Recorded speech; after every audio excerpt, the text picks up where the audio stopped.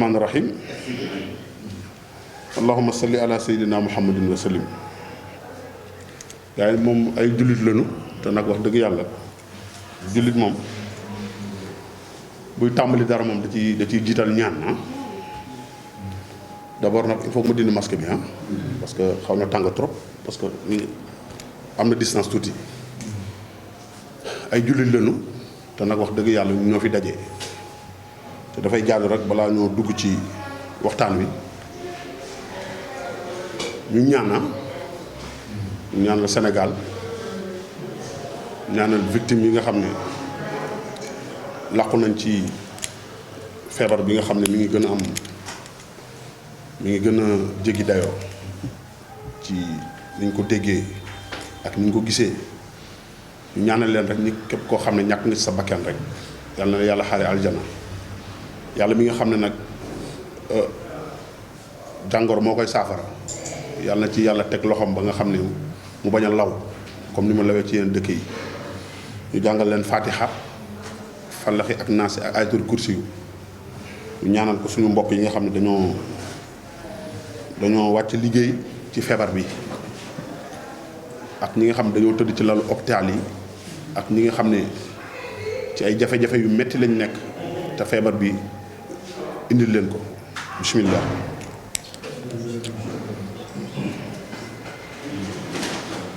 yàlla xaare aljana yàlla mi nga xam ne nag mooy yàlla nañu yàlla musal ci feebar bi waaye nag fii moom suñu daje fii lii tey dañ ko sumb mu nekk dañ ko organiser ci diir bu gàtt loo xam ne waajuñu ko ñu ngi ci waxtaan vers 14h 15h lu tembare la lu tembare la amaana sax mooy ñi ko war a yëg sax yëguñu ko parce que lu na kott ni jodd nii rek lay mën a demee parce que tamit suñu toogaay bi fii mooy le problématique de la lutte làmb ak ay jafe-jafeem ak décision yi nga xam ne tey état bi jël na ko ñu war ko waxtaanee war ci mën a jël ay xalaat mooy waral fii suñu teewaay parce que tamit nouvelle bi ñu dégg amul ku mu laalul la presse ak mbëri yeeg promoteurs yeeg ñëpp moo tax suñu jotaay fii mooy premier point bi mooy jafe-jafe yi nga xam ne làmb am na ko. làmb am na ay jafe-jafe nag bien avant que pandémie bi di ñëw mais nag pandémie bi dafa ñëw gën a doggali problème yi mais làmb am na problème bu yàgg ku xam ni làmb 2012 ak làmb 2010 ak làmb léegi am na différence ci engouement ci ay bés am na différence trop ak rapport ak renvoi combat yi nga xam ne tey presque am na si ñoo xam ne semaine moo leen dese woon pour ñu bëre am na si ñoo xam ne 2 semaines moo leen desoon te am na si ñoo xam ne presque daaw ci heure bi la seen combat desoon une semaine ñu reporté ko mu ñëwaat 1 an de cela mu jékki-jékki ay une semaine desaat ñu reporté waat ko nga xam ne loolu lu metti la lu metti loolu la ci ku nekk mbër yàgg waaj combat waajoon sa combat une semaine bu jékki-jékki ñu poussé waat ko 1 an nga ne 1 an yoo xam ne yaa ngi entraîné yaa ngi nekk ci ay jafe-jafe amoo moyen foo koy mënti jëlee rek nekkul ni la koy jox nekkul kenn moo la koy jox yaa ngi dem utiliser sa bopp tey buñ ko niwaat reporté waat ko tey day gën a metti ci yow muy ci promoteur bi muy ci mbër yi day metti lool. troisième point bi 4e point bi mooy làmb coow li lu muy bari yëpp mooy il faut que tey ñi nga xam dañ ko ŋànk ñi nga xam ne tey ñoo ŋànk làmb il faut que ñu toog autour d'une table parce que làmb am na ay problème te problème yi allah kulli xaal il faut que tey ñu toog état du Sénégal les promoteurs les lutteurs les ménagères les communicateurs traditionnels les amateurs il faut que tey état bi def benn concertation woo képp ku nekk parce que làmb moom lu coow lu muy bari yëpp làmb du benn nit du benn nit moo koy doxal làmb c'est toute une corporation làmb ñi ciy bénéficier wu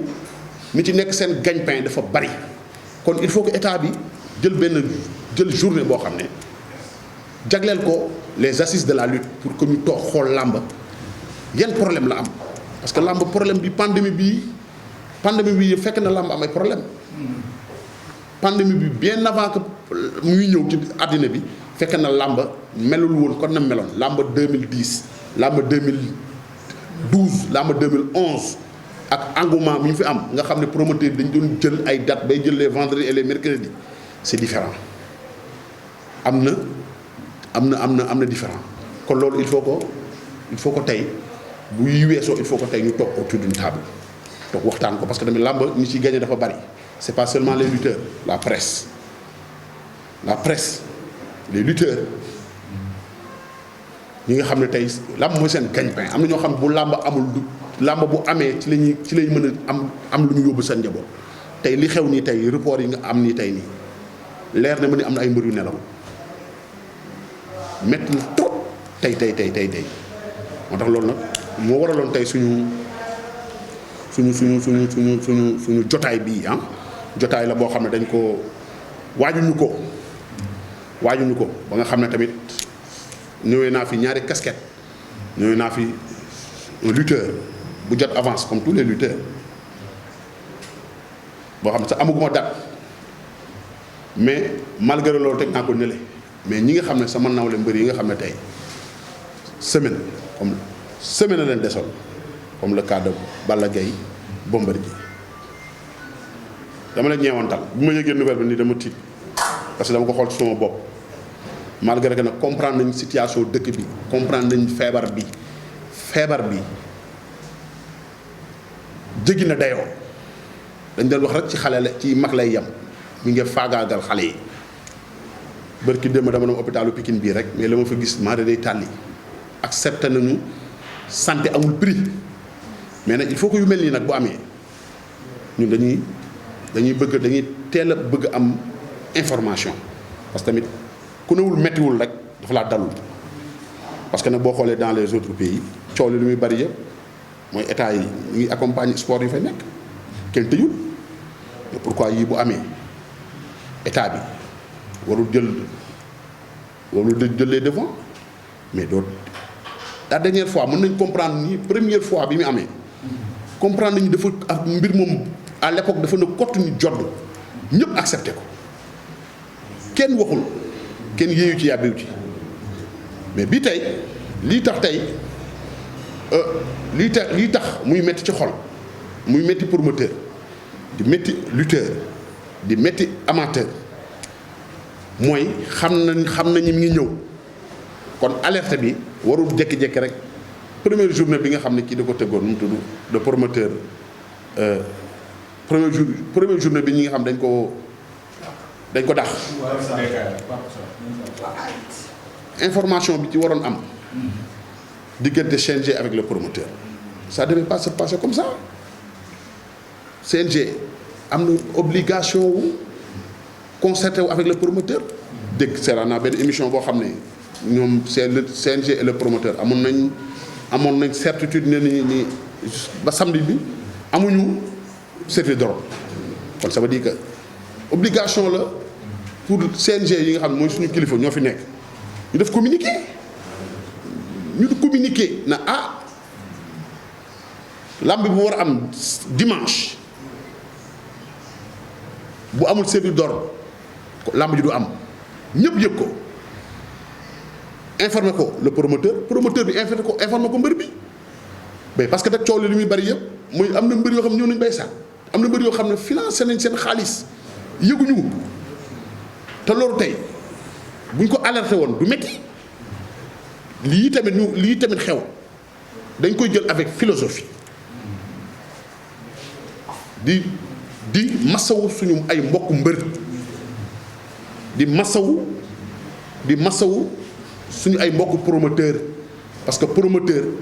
lu ñu njàgg mooy njàgg parce que mooy jël dama naan promoteur dafa mel ni baykat du moo xam ni day jël xaalisam investir ko dugal ko ci suuf si di xaar ndax na taw do taw mën naa taw ñaari yoon la mu jiwoon yëpp nëpp mu demaat refaire la même chose. Imaginez, je vous donne exemple pour le combat de Siteu ak Papa Sow boobu rek mën naa ci jël exemple daaw la woon ci heure bii avant may ñëw nii rek maa ngi doon communiquer ak Siteu di ko apaiser di ko masawu comme ni mu ko war a defee ko comme ak ñëpp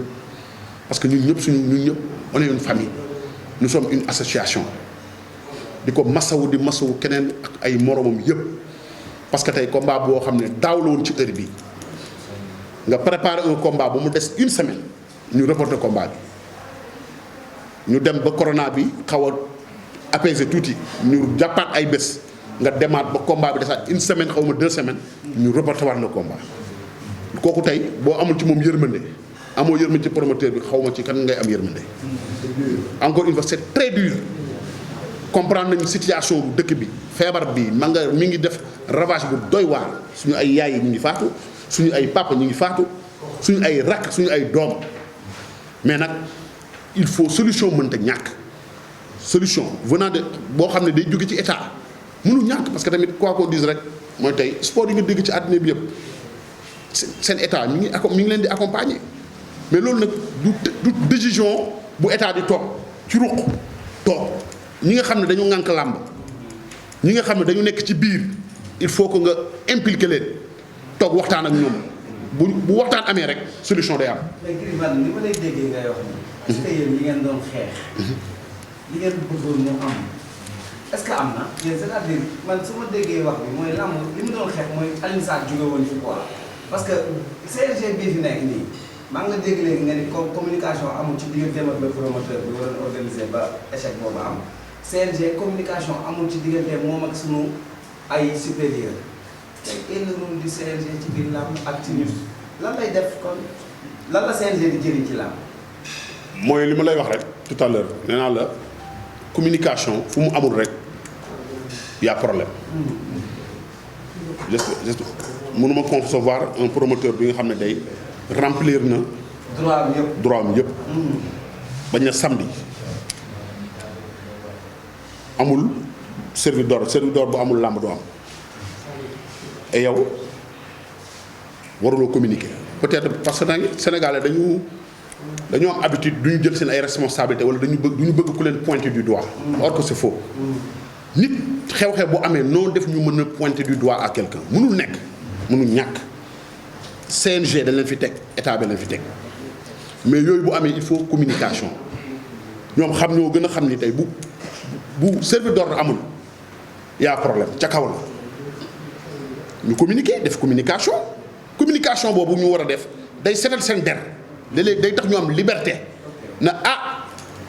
làmb ji war a am dimanche service d'ordre amul demandé nañ ko demande parce que lii lañ doon préparé dañ doon anticiper moo tax lii am mais loolu tey pour ñu seetee seen der dañ taxaw ni ñun suñu ay les autorités yi nga xam ñi ngi ci kaw nee nañu du ñu jox sécurité kon ça veut dire que bëgguñu làmb am bu ko defee loolu dañuy seetee seen der mais buñ toogee mbër yi dépensé li ñuy dépensé benn mbër xamul ni liy xew loolu y a problème loolu manque de respect la loolu manque de considération la te tamit nous lutteurs quoi qu'on dise bi pandémie bi amee ba léegi ñu ngi joué suñu partition Sénégal nag dafa am lu mu saxoo depuis certain temps loolu la ñu gis te noonu yàlla xam ne yàlla dafa am lu mu ñu mooñee malgré que ay hommes forts lañu waaye nag wax dëgg yàlla am na ci yoo xam ne yàgg nañu victimiser ci yu bari mais nag wax dëgg yàlla yàgg nañu sédd ci yu bari bi pandémie bi amee ba léegi waaye wax dëgg yàlla kenn mësu dégg rek lañ ci am waaye duñu ci gis Sénégal nag depuis certain temps dañu gis de violence de gauche à droite te pour sax nit ñi dégg la sax il faut que violente et c'est pas bien Sénégal baaxul loolu ñun xamuñu loolu ñun suñu violence ci làmb ji la yem nous les lutteurs suñu violence mbër yi ci làmb ji la yem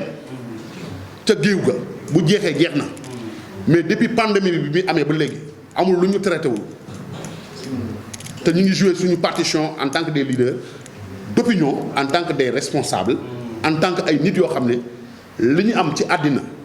fii lañ ko amee te fii lañ ko delloo. Vous avez été les premiers à alerter. À alerter ci communication ci am suñu ñaq collecter suñu ay fonds propres yoo xam ne tey jëlewuñ ko fenn ku ci nekk la nga génnee ko teg ko ñu dem jàppale ko état. mais Gris bi ngeen sentiree yéen ni menace am na. que lamb ji mi ngi jëm ci ñu tëj ko. lamb ji mi ngi parce que li am samedi ba le passé mooy année signe la. l'association des lutteurs en activité lan la waroon def ci loolu. Gris Bordeaux est-ce que waroon communiquer bien avant tey décision bi di waaj. non parce que tey am na loo xam ne ñun yàlla daf ñu baaxee ay kilifa noonu kilifa nag du jékki-jékki rek mbir na teel rek il faut nga am ay information pour mën a wax. ay argument parce que tey li ñuy wax nii lu ñu maîtriser la. parce que ñun nag du ñu ay xale te yàgg nañu bu ñu woon ay mbër sax ay responsable lañ te am nañ ay conseillers am nañ ay nit yoo xam ne tey bu ñuy wax dañ leen di sédd parce que tamit dégg teel rek ne damm na baaxul ñun dañuy communiquer selon li xew. parce que tamit information yi ñu am laata ñoo ñëw fii ay information yu solide la yu am base la yu am fu tegu la amul ku ma woowul ko ci le monde de la lutte muy promoteur. muy amateur muy mbër ku ne parce que bëgguma di wax di sànni su may wax loolu moo taxoon ma dal ci loolu encore une fois mooy ñun mbër pandémie bi mu amee ba léegi dañu jouer grand rôle lañ ko ci jouer te defuñu ko dañ ko def parce que nag ci dëkk bi lañ dëkk am loo xam ne dëkk bi population sénégalaise moo ko def ci ñun mbëri safooñu faalañu ndamoo ñu tiitaroo lu ñu am population moo ko def ci ñun. léegi man problème bi ma am. mooy laisse-moi finir après nga laaj ma. dañu jouer rôle boobu parce que lu ñu am ci àddina rek ñun sénégalais yi ñoo ko def ci ñun bëri bu ñu rombee ñu safoo ñu tiitaroo ñu moo tax pandémie bi mu amee amuñu benn regret ak énergie bi ñu ci dépensé ci cadre jël suñu ay ci communiquer ci sensibiliser. ci jël suñu ñaq li nga xam ne yàlla daf ñu ko wërsëg lay dem jàppale ko état amul benn structure boo xam ne moo ñu gën a impacté amul mais malgré tout ça affaire yi ngi gën a métti ci ñun suñu bopp jusqu'à présent fa may ak yow nii tey jii bu ñu nee tey on comprend bien la situation du pays comprendre nañ ko de ku dem ci hôpitaux yi di nga xam ne feebar bii nekkatul il faut que nit ñi ñàkku ji nit ñi jël ay les mesures barrières qu'il faut xam nañu feebar bi na moom ni muy ravager actuellement nii tey la gën a garaaw parce que dañ doon wax ni ay mag lay rey dañ doon wax ay mais xale yi ngi faatu il faut que nit ñi dem vacciner wu ji il faut que nit ñi jël les mesures barrières qu'il faut xale yi il faut que ñu téye seen kër yi vacances yi gars yi doon wax il faut que ñu arrêté ko xale ku ne la nga toog sa kër jël les mesures qu'il faut mais malgré tout ça état bi du rek ni arrêté na toute activité sportive croiser les bras ñun am na lu ñuy xaar ci moom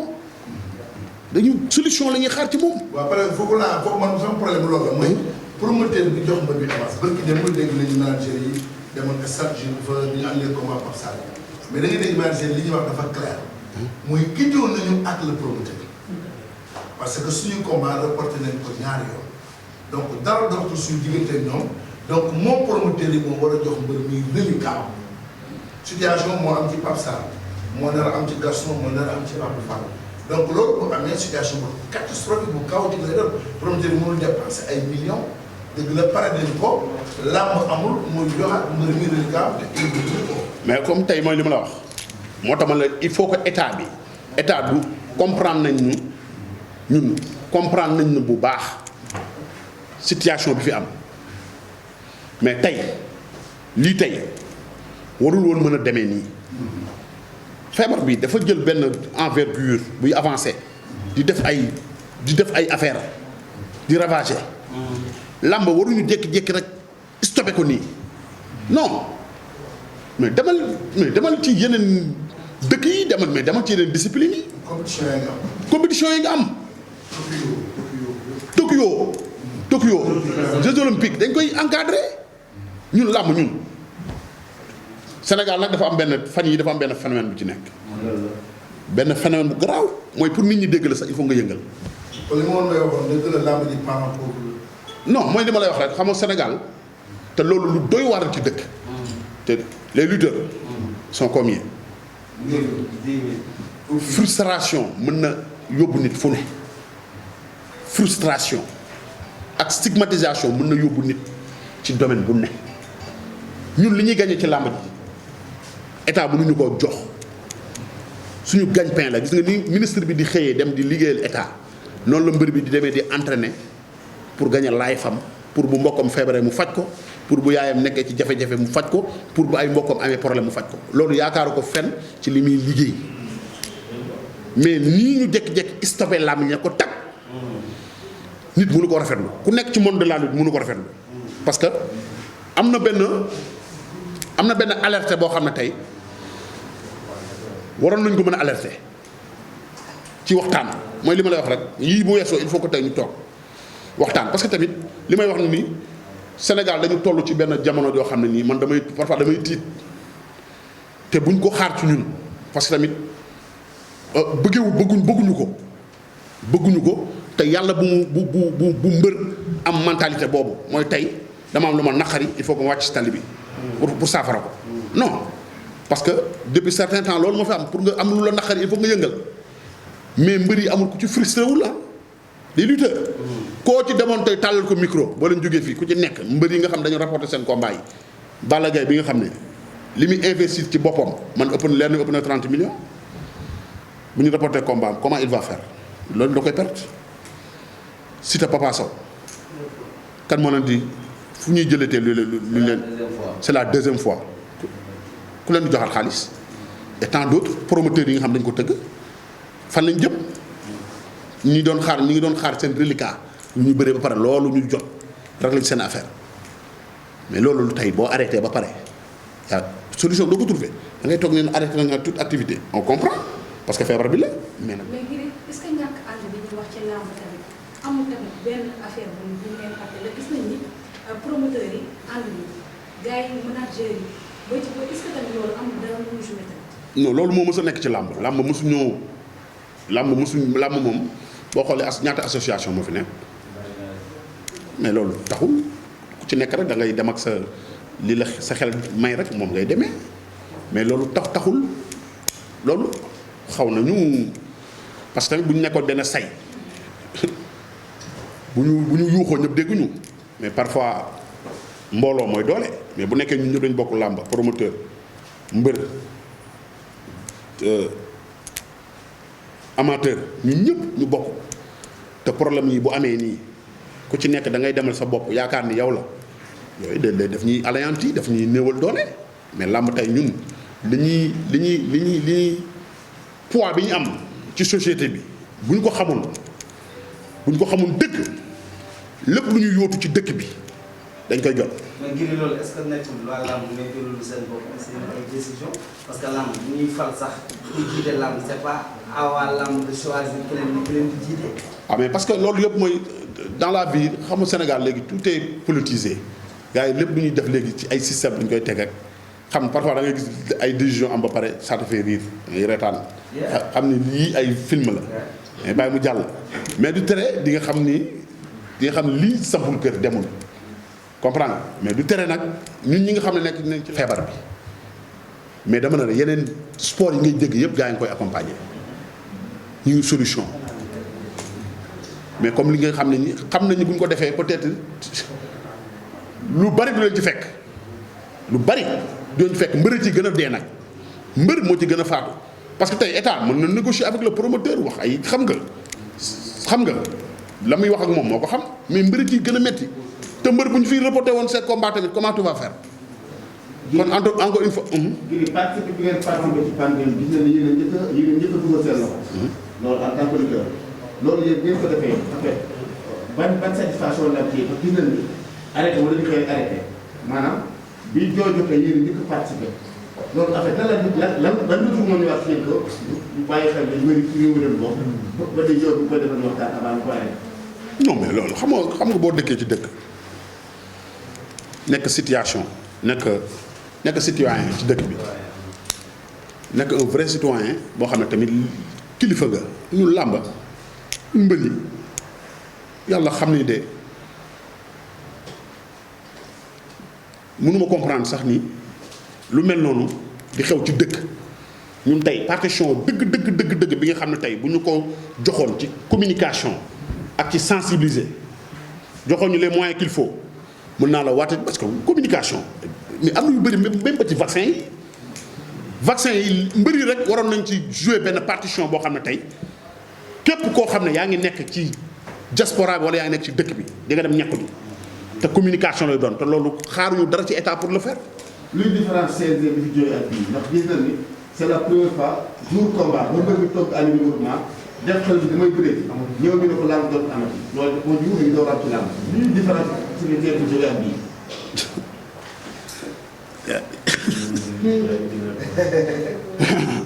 différence su. CNG bi jógee ak bii ndax bu ñu jiwul c'est la première fois mbër toog année mouvement. ba war a bëree. loo bëgg ma wax la mburu foofu la ko fëri. may laaj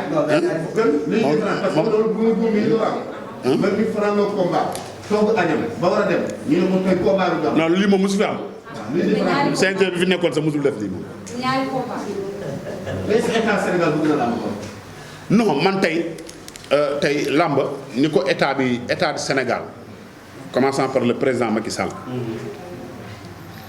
ñu ngi am contentement ñi politique ñi koy politiqual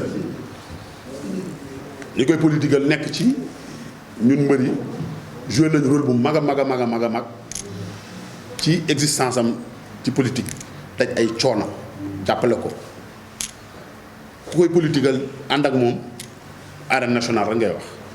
arène nationale mais arène nationale rek bu ñu fàtte ni arène nationale nekk fi woon làmb ci la gënoon dox loolu arène nationale bi mu fi newul arène nationale nekk fi woon de làmb di am bay am les vendredis et les mercredis waaw pourquoi arène nationale ñëw ba pare léegi nag ñun ñoo am problème mu làmb doxul làmb di y a un problème y a un problème arène nationale il faut mu ànd ak ay mesures d'accompagnement il faut que état du Sénégal il faut que mu dugal loxoom ci làmb parce que làmb li muy générer ci société bi dafa bari li muy apaiser ci ay tensions dañ koy dégg sax ci communication Gaston non dama bëgg tëgg ay combat dama dëgg ni pour nit ñi bàyyi Macky Sall nit ñi lii ak lii parce que làmb peut-être bu ñu jëlee benn calendrier très chargé les gens communiquent de gauche à droite ci làmb ak yooyu làmb day apaiser làmb day calmer.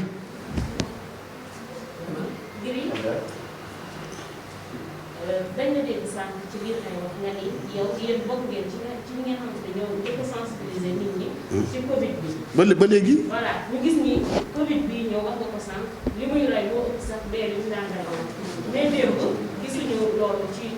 open press bi nga xamante ne si def na ko parce que bu ñu xoolee ci loolu mën nañ ne loolu tey moo waral tey ñu annulé lamb yi yëpp loolu lan moo gis. waaw mooy li ma lay wax rek ci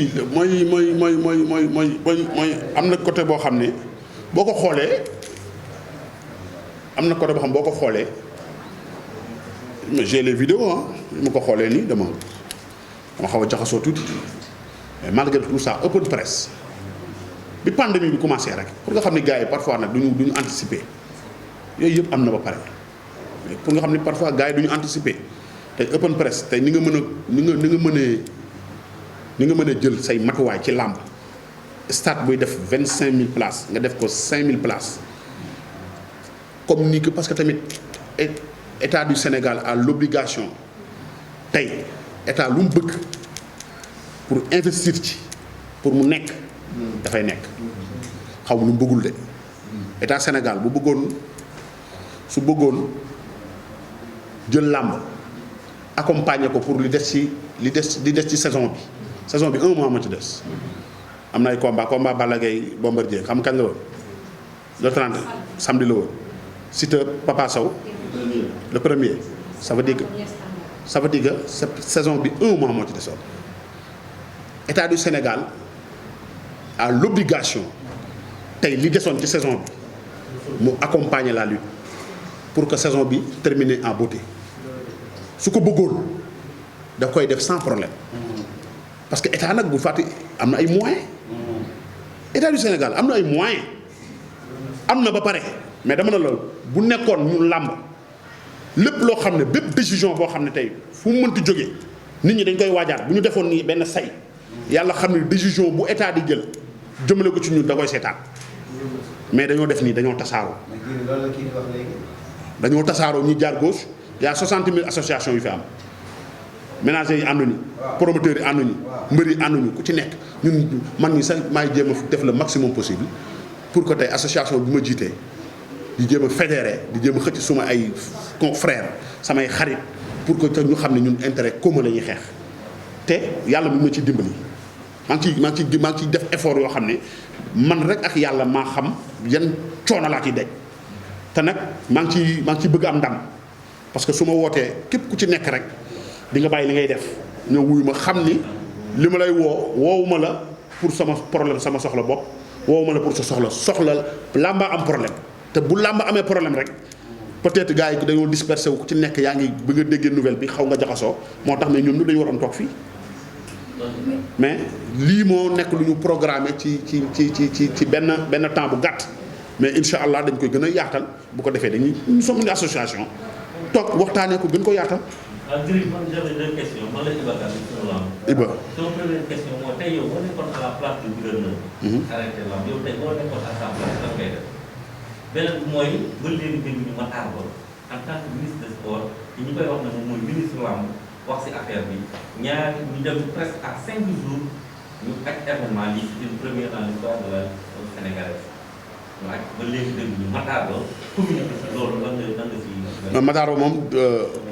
jotuma ko mais jot naa cabinet ñu ne ma il est souffrant ñu ma dafa feebar nouvelle boobu laa am ci moom parce que yi mu amee moom laa njëkk woo bi ñu suspendre te nag quoi qu'on dise waxuma ko pour jeter ko ay fleurs yu mel nii bu ameen da ciy jouer partition man du ma waxoon nit ginnaawam du ma raay nit mais bi yi amee jéem naa ko rejoindre mais dafa feebar loolu nouvelle boobu laa ci am. mais boo nekkoon à la place du gouverneur tey lan ngay def. waaw mais xam nga gouverneur dafa am kilifa gouverneur nekkul benn décision bu muy jël gouverneur koo gis Sénégal état noonu lay fonctionner koo gis mu kii am na supérieur gouverneur am na kilifa kilifa gouverneur am na kilifa ça veut dire que ay branche la tey comme li ma la wax nii rek lii bi mu njëkkee am report bi mu njëkkee am kenn yéeyu ci kenn yàbbiwu ci c'est pas la première fois c'est la deuxième bi mu njëkkee am kan moo ci yéey dañu ne c'est normal mais bii lan moo tax muy metti ci mbër yi di metti ci promoteur mooy tey dafa tembere maanaam à une semaine à 5 jours dafay metti te combat yi dañ ko reporté woon il y a 1 an il y a 2 ans moo tax muy metti comprendre nañ bu baax mbër yi la gën a comprendre situation dëkk bi ak feebar bi ni muy def mais li tax mu metti ci mbër bi nga xam ne tey jël nag moyen fonds propre am xam nga nu mu def ba am ko xam nga dafa leb am na mbër yu bëri yoo xam ne fii nii tey su ñu bëri woon ba pare waatal naa la ci yàlla seen reliquat ay bor lay doon ay bor parce que amuñu moyen mbëri ñu reporté seen combat Papa Sow ak Siteu mais nekkul dañ leen fan lañ jëlee woon benn moyen bu ñu préparé seen combat amuñu ko da ngay àbb de gauche à droite àbb paate àbb duudu wala sa benn ay dirigeant jàppale la ñii 2 millions ñii 3 millions wala nga dem lebi soo bëree ba pare nga fay ko mais loolu nag dafa métti mënu ko man parce que je parle en tant que lutteur man mii di wax ak yow nii dama jot avance comme ñëpp mais fàtte naa sama bos parce que ñii ñoo nekkoon à une semaine du combat dafay métti parce que tey il faut que état di anticiper mais parce que mënoo jékki-jékki jël décision yii nii comme ça nii jékki-jékki ne tag taxaw ne combat yi amatul non mais et puis sax le monde de la rue nga woo leen waxtaan ak ñoom ñu ne lii ak lii moo tax mais doo jékki-jékki jël benn décision teel dafay métti ci képp Iba yow mi day métti ci yow mi nga xam ne yow mii am nga looy gañe ci làmb ak keneen ak keneen. kon soo doon gouverneur lii nga wax loolu ngay wax. soo doon gouverneur. mais nee naa la gouverneur dafa am kilifa. bu ma doon du ma gouverneur mais dama ne la gouverneur dafa am kilifa. jaajëf bi. waaw. ñu ngi lay jaajëf maa ngi leen di teewee. mais kii yéen mbër yi dañuy seetlu sax suñu bërë ngeen di jóg rek dafa metti ci yéen wala mu tàng lan moo war et puis dama dégg sa njëlbéenu waxtaan wax lu am solo loo xam ne da ngeen ko war na jékkee. nga ne làmb amul bañam beneen bi nga ne da ngeen a war na doon benn. pourquoi ngeen xaar ba da ngay xaar ba da ngeen di xaar ba am ay jafe-jafe rek bëgg a booloo doon benn et puis bi mu méttee ba métti ministre de la justice am na lu mu waxoon ci yéen ay kàddu yoo xamante ni kenn rafetlu wu ko ba ngeen jóg def ci ay sorti ba yaakaar na yow am na fa Eumeu Sène bu ma jumulee ak leen ci ay mbër mu yëkkati leen ci xaalis boobu kenn déggatu leen lan moo war a doon problème mu lamb waa lamb la surtout da ngay accusé wala da ngay accusé boo nee da nga dem ministre de la santé bu jox xaalis kay yaa ngi wax la wóoru nit moom booy posé question booy posé question nit dañ koy posé question yoo xam non mënu ma la tontu dama lay rectifier ba pare balaa ma la tontu dama lay rectifier ministre de la justice sequñu ak moom lu mu ñuy joxee ñaar fa joxuñu dërëm. mais yow da nga jiite kuréel. ah donc bàyyi ma la yeggal bàyyi ma yeggal da nga wax loo xam ne maîtriser woo ministre de la justice dafa yëkkati ay kàddu jëmale ko ci ñun yu ñu naqari làmb yëpp mu wooñu pour tuub ci loolu ñu dem wuyu ji ko mu tuubal ñu ñu jéggal ko. ngeen jéggal waaw. dama dégg ci ñoo xamante ne ci kuréel gi la ñu bokkoon. boo xam ne jege woon na la trop mu ne jox na leen temps. waaw loolu ay kàcc la. loolu amul loolu boo bëggee waxtaan bi neex wax. waaw tontu sama question yi ma la ko jëkk a tontu lan moo tax ba la ngeen a jóg rek mu métti. kañ la métti ñun yàgg nañoo jóg di. lan mooy jóg non chaque jour bala ngeen di jóg rek day métti gis. lan mooy métti ay situation yu demee nii ngeen doon. waaw ñun dañoo amul jotu di parare di wax di. maanaam pour ngeen dajale kuréel gi mu doon benn amul ma sàmba amul ma dem. kuréel gi la may nekk mu leen benn. mooy fay ko 100 000 ba kii fay ko 150 000 yëpp nga boot leen. ban kuréel yëpp lépp doon benn waaye kuréel gi nga ñuy def xam nga ko leader en activité am na ñoo xamante ni saa boo leen seetee tànn leen micro danaa xamuñu ne kuréel boobu am na tamit. waañ te yaa ngi jiite. Macky Sall bi jiite Sénégalais yëpp le président de tous les Sénégalais ñëpp dañu ànd ak moom. waaw damay laaj mbëri yëpp am nañu bokk ci association bi wala da nga bëgg ni man damay yàlla wala damay yonent bi. waaw damaa bëgg man buub ñëpp mbëri yëpp na may seen man mbëri ñi ma jiital na may seen président. ñooñu laa jiite. waaw ñooñu laa jiite mais keneen ku nga xam ne nii da ngaa bokk feneen la ma luy sama yoon ci yow. liggéey benn question bu ma ko posé concernant état boobu nga wax état président de la République dafa gënoon ne il faut qu'on essaie de vivre avec le virus. président de la République dafa gënoon ne essayer de vivre avec le virus wala essayons de vivre avec le virus tey bu ñu demee ba mu yàgg ñu jékki-jékki gisaat dogal yi ba tey ci làmb rek est-ce que du taxawaayu waa làmb bi moo doy waar taxawaayu waa làmb doy na waar war nañ ko xoolaat waa làmb booloowul làmb nu leen waxal ñoom la. làmb booloowul waa làmb fan làmb booloowul le président avait dit d'essayer de vivre avec le virus. tey ñu jékki-jékki décision bi génn te ci kaw làmb la dal à une semaine. waaw mais comme mooy li ma lay wax rek mooy li ma lay expliquer léegi nii mooy tey nii feebar bi mënuñu feebar bi ala kulli xaal li amoon ak ñu tëj gars yi la doo leen génne teg yooyu amatul dootul amati. jeex na tàkk dund ak moom jël ay mesures wala ñii sport di sport ñii loolu rek moo fi sës. léegi la solution bi mooy lan mesure d'accompagnement amul leneen il faut que tey le monde de la lutte ñi nga xam dañ nekk ci làmb état du Sénégal bu mu jël rek na man reporté naa làmb nii combat yi am ni yëpp ba pare nag bàyyi ñu ci biir. parce que gis nga frustration dafay am lu muy indi les lutteurs ci dëkk bi lañ dëkk làmb di seen gagne-pain tey bu ñu stigmatiser par rapport avec les autres am na ci Covid bi am na ci lépp dañ koy gis dañ koy sentir dañuy sentir frustration la ñuy sentir ci loolu bu mu am bu ñu ñëw rek ne reporté nañ combat yi bàyyi ci biir xamuñu kañ la ñuy jëm il faut que tey ñu woo le monde de la lutte toog def échange ak ñoom xool lan mooy solution. Gouverner c'est prévoir amul leneen. léegi si c'est pas le cas autant s'attendre à une marche wala non loolu bu ñu koy wax du ñu nekk fii la ñu koy waxee ñun nous sommes une association et bu ñuy calmer tuuti nii ba ñu xam fu ñu jëm dinañ wootante suñu biir waxtaan xool ñun ay yenn plan d'action la ñuy teg parce que duñu toog nii rek comme ça nii les bras croisés non ñun mag na loolu mbëri ku ci nekk tu draines plus de millions de personnes les lutteurs ku ci nekk Balla Gaye Modou Lo Ama Baldé Boy Niang Siteu Tapha Tine keneen ak keneen Reug Reug mbëri ku ci nekk am nga plus de millions de personnes derrière toi te frustration baaxul te Sénégal dañoo am habitude ni tant que yëngululoo doo am li nga bëgg te bëgguñu yegg foofu. ba tey ci actualité la politique yi ñoo leen teg lii. te à chaque fois soutien wu mbëri ci politique yi c'est toujours visible à chaque fois bu politiciens yi soxlaa mbëri ñoo leen di soutenir. non te yéen a soxla ñu xañ leen. les politiciens ku ci nekk am nga xaritu mbër peut-être que yenn gars yi parfois ñoo du jël seen ay responsabilité mais lii tey war nañu ñun làmb war nañu seetaat suñu. xoolaat suñu bopp bu baax a baax parce que yow tey yow tey mbër bi li ngay gagné ci làmb un politicien mënu la koo jox tey li ngay gagné ci làmb di ci faj say soxla di ci dimbali say mbokk politicien mënu la ko jox lii rek li xew tey nii rek war na mën a tax. nga bàyyi sa xel ñu bàyyante suñu xel suñu bopp ñun mbër parce que lii affaire bu catastrophe la te xamuñu